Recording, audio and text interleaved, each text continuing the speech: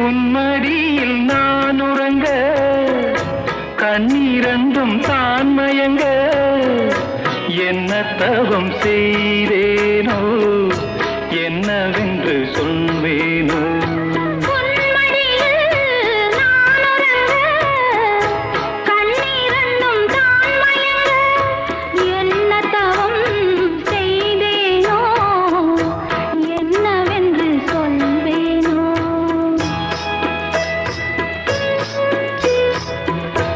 ஏழ் பிறப்பும் இணைந்திருக்கும் சொந்தம் இந்த சொந்தமம்மா வாழ்விருக்கும் நாள் வரைக்கும் தஞ்சமுந்தன் நெஞ்சமம்மா